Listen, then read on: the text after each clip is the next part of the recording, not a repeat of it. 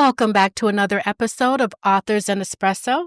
I'm your host, Nadia Gilkes, and today we are revisiting the Virtual Festival of Books 2020. Let's listen in to the interview that I had with Brandon Ward Sr., author of The Pain of a Man and The Manifesting Playbook. Our next speaker also has a powerful story to share as well. Our next guest is a very strong leader in our community here in Las Vegas. He gives back in many different ways. He provides CPR training and pedestrian safety seminars to families. He mentors school-age children. He helps business owners through their personal journeys to become better business leaders. And he is quite known as an action coach as well as mentor to many young adults here in Las Vegas. He wrote The Pain of a Man, a story of overcoming obstacles to be a better version of yourself. And I'm excited to have Brandon Ward on the stage tonight because we don't often get to hear the pain of a man. A lot of men are told that they can't be emotional, that they can't share their trials and tribulations, but he was courageous enough to do it. So please help me welcome Brandon Ward Sr. Are you there, Brandon? I am here. I am here. I am hyped up. Yeah, I love the hands. Look at, give me some hands. Give me some hands. I love that. Yeah, give me that. Wonderful. Well, thank you so much for your book. You just released this book. It's been a couple months, if that. Yeah, it's been a couple months, about a month and a half exactly. Month and a half. Congratulations. I know the journey is long and daunting and rough, but I was so excited when your book did get published. So what gave you the courage to write The Pain of a Man? Because like I said, a lot of men aren't given permission to express themselves, and you did it. Honestly, I was inspired. I knew that it was something that I needed to do, especially after what I had been through. But the thing is that after I went through the pain, I really need to find myself. And being from the Black community, we really don't believe too much in therapy. And I refuse to go get counseling. So I attempted to do everything on my own. I attempted to do everything myself through self-help books and through studies, through taking psychology classes. And I just really wanted to get through this. And as I got through it, I was creating methods and following, just reading certain books and listening to certain motivational speakers. And when I got through it, it was a feeling that I wanted to give back. For all the books that I read that healed me, that got me through that time, through the process of that difficult time, I wanted to create a book as well that would help others get through that difficult time. And it was a very therapeutic experience. Mm-hmm. One of the key things about it was I just really wanted my wife to know how I felt. And it was something about our communication where she wouldn't allow me to open up because she was protecting herself at the same time, I felt like. And it was like once I wrote the book, I wrote out all my feelings. I wrote out everything that I went through. And I just wanted her to read it. And once she read it, I had that fulfillment. And I could have let the book just die off then. But after she read it, she was inspired by it. And that inspired me to release it. So I'm just so thankful and proud. I know that you've inspired others as well. And your book starts off with a turning point for your family. Can you tell us what happened with your daughter's accident? Right. So in 2013, my family and I went out trick-or-treating. And I had just got in town from a business conference, and we went to a trunk or treat. It was a beautiful church event, and it was safe. We were at the jumpers, partying, eating popcorn, hot dogs, you name it. But my daughter, she had just won. She was 6 years old at the time. She had just won Student of the Month at her school. And that night, it was a Thursday going into a Friday. And she said, "Dad, I need to get home because I got to finish my homework." She had 2 bags full of candy. So I was like, "You know what, baby, you're right. You made me so proud." And I gathered up my family. We went to go and leave. And as we leave, my daughter says to me, "Dad, this is the best Halloween ever." And then 10 seconds after that, she was struck by a hit and run driver. Her body flew about 200 feet across the street. Luckily, it wasn't any brain trauma where it was bleeding or anything like that. But I had to administer CPR to her. She was unconscious and she was not breathing. And after three compressions, I saved her life. So that was another thing, is I wanted to make sure that I brought the importance of CPR training and how you have the ability to train a life, because I've had to do this twice now. But After going through that situation, that was the turning point in my life that really made me wake up and get focused and find myself. And you talk a lot about your coping skills after that accident. What did you do to cope or try to cope with everything, trying to rebuild your family, nurse your daughter back to health? Of course, in the beginning, I just wanted to suppress the pain, so it was more like alcohol, and then in order for me to replenish the sleep or the restlessness that I would feel throughout the day, I was taking caffeine so that I can just stay up and just support my family. But after a while, I really did lean on some friends that I had, and then once I felt like I needed the professional help, that was when I got into reading books. So I started reading books by like Tolle, The Power of Now. Mhm. I started reading books by Zig Ziglar, Jim Rohn. I mean, highly the highly effective of effective, 7 highly effective, whatever habits. I've read all the books, right? I've read them all. Like I just went on the journey and I read them all, and I stayed busy, and that was how I got through the pain. I stayed busy and I got better. And you said that you were a little leery of therapy in the beginning. What's your thoughts on it now? Because in a lot of communities, but especially the Black community, that is something that we shy away from. We don't talk about it. If we are going to therapy, we don't mention it to our friends and families and really have a real discussion about it. What's your thoughts on therapy now?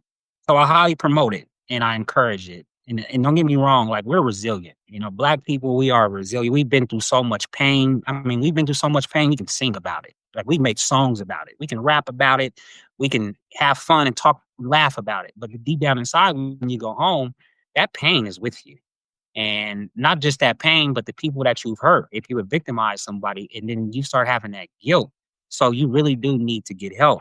A lot of people they believe that they can just go to church and ask Jesus for forgiveness, but it takes a lot of work and it takes Mhm, time to heal.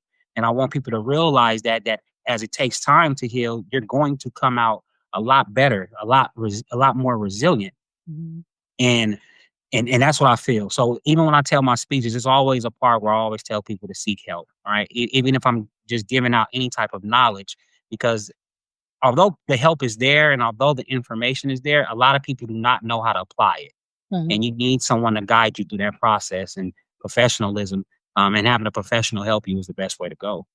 Absolutely, and that's why I asked you the question because I know there are a lot of people who they lean on their church and sometimes they get the message, "Well, you're not praying hard enough, you don't believe hard enough," and there's no shame in going to a neutral third party and getting some assistance, and, you can vet your therapist and really find one that works for you, but, it's not to it shouldn't be either or, it's not Christianity or therapy. I mean, it's all healing and motivating and lifting yourself up, so I appreciate that you talk about that in the book and in your speeches because it is necessary.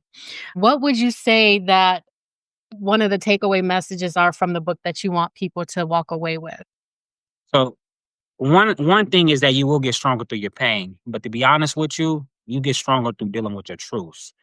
That was my biggest. So, although the book begins with the accident, it was a turning point for my life and my mindset because it made me address everything that was hidden and everything that was painful, Mm, that was just lingering, that I was just bringing as a burden and from my past into my present. It was having me angry. It had me in disbelief of myself. I wasn't motivated or driven. It took over so much of me. So I really want people to get to realize that they are strong, they are resilient, and they can get through it. But even if it's something that you don't want to address, you keep pushing it off or you keep postponing it, you must address it because mhm, by you addressing it, you're going to heal from it. You got to address it now without it creating a whole bunch of friction leading up to the time where it finally gets discovered. So I took the time of my saddest moment, right? The time where I was down in the dirt, where the next thing that I could have had done worse was ending my life. Although so since I was in the dirt, I chose that I had an agreement with God that I was gonna fix everything that was wrong with me and everything that I felt like I lacked. And it was so much motivation and I was so numb because I was already in pain that it was so easy for me to do. Right. It was so easy for me to continue to push through, to work hard, work on myself, to read the books, and also to address all my flaws because it was so hard to look in the mirror and you got to look in the mirror and you have to be honest with yourself so that you can address whatever you're going through in life. I love it. I love it. It's so true. And before you leave, I know that you have a couple nonprofits. I wanted you to just speak on those real quickly. I know you talk about pedestrian safety, you do CPR training, you provide a lot in the community. So can you touch on your organizations really quickly? Yeah, so we're a Dream Safe project. That's safety awareness for families everywhere. Obviously, that the inspiration behind our nonprofit is my daughter and her resilience. If you ever get to meet Brazil, or if you ever want to look up a inspirational story, she's like the most inspiring person. Look her up. That's Brazil Ward. But that's my only that's my only nonprofit organization where I help out and I give back to the community. And but within that mission is self help. It's building up young Black boys, young minority, young men who have been forgotten about, helping them discover their passion. I'm part of Payback, which Payback we go through the schools, through Clark County School District, and we talk to students all over the Clark County School District. But then I'm also part of a group called the Brothers, where we mentor young men for an hour after school weekly, and we change their lives. I feel like we're changing their lives. It's good that they get to see Black men that love them and Mhm. they love their family as well, and they haven't forgotten about their community.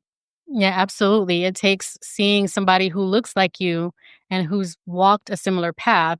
People are tuned in and they'll listen to you a lot more than somebody coming from wherever trying to help, but they can't really understand. So I know that you do a lot because you work with a lot of kids. And I know that you didn't really come here to discuss business coaching today, but I think that this deserves a little bit of attention. Aw, thank you. Manifesting Playbook. This is a place for your vision and a plan to dominate. Now, this one is not going to be in the gifts and prizes. This is my copy. You can't get my business plan, but this is also on Amazon. So, this is a second book by Brandon, The Manifesting Playbook, and you are an action coach, correct? Yes, ma'am. If you give me 20 seconds about that book. So this book will get you through your pain. This book will get you off your ass and get focused and get back on your Okay. path. That's what this is for. And All right. and then just coaching. So I wanted to make sure that I just didn't want you to, you feel good now. Now what's next? Well, we got what's next. We're gonna get you to your passion and chasing your dreams. Wonderful. And I know that we've dropped your links in the chat so people can find both of those books on Amazon. And you can also look up Branded Ward if you want more information. What's the best way for them to reach you? You can reach me at Brandon Ward at actioncoach.com, Brandon Ward at dreamsafe.com. I am Brandon Ward.us. You can find me on Facebook, Instagram. I have a YouTube. It will be active soon. But you can find me anywhere. You type in Brandon Ward, type in Brazil Ward, type in Brandon Ward Las Vegas. We got a bunch of videos out there, some content that you'll find. Wonderful. Well, as soon as I moved to Las Vegas, we crossed paths in Toastmasters, and I've been following your story and I've been watching your daughter's highlights. And she is such a delightful little girl. And I'm so glad that she survived that moment and she is thriving in the aftermath. And you and your family are just so beautiful. So thank you for putting your inspiration out there to others because I know that you're helping many. So in your breakout session, it will mainly be a question and answer focus so that people can just interact with you one on one. Well, not one on one, but group on one. Or so, and you know what? I just want to add one more thing. And if you don't come to my breakout session, I really want, if you don't meditate, please look into meditation. Meditation was honestly the thing that really saved my life. Being able to capture my thoughts, understand my thoughts, decipher my thoughts, and not act on that emotion, it really did save the anger. And I didn't have the domestic violence situation because my anger I found a way to release it positively instead of but when we have things built up, there's so much that when we blow up, we cause so much damage for ourselves and for the people around us. So if you don't meditate, please look into it. Even if it's just a 5 minute, 10 minute guided meditation on YouTube, it will completely change your life. Mm. Wonderful words. Because we see what happens when people don't meditate. They end up on Real Housewives. Are desperate. If somebody comes to you and they want to push your story on a reality TV, that's your clue. You might need to start meditating instead of putting your mess on TV. Just a thought. Thank you so much, Brandon, for coming through. Appreciate you and your story and look forward to your breakout session in just a little bit as well. Big round of applause. Thank you. And that was my interview with Brandon Ward Sr. We will follow up with him. He's had a lot of changes in the past few years since the pandemic and has authored yet another book. So check back. Hopefully, we will have him featured in October or November for a follow up. But until then, just know that the Ward family is very passionate about child safety, and I encourage everyone to learn CPR. And especially if you have small children in your home, make sure that you know CPR, the Heimlich maneuver, how to use an AED, where you can access one, and just make sure that you are ready to respond because you just never know when a tragedy might strike. If you want to revisit the entire festival, you can find it on YouTube, Virtual Festival of Books. Thank you for tuning in to another episode of Authors and Espresso. Look forward to chatting with you again later.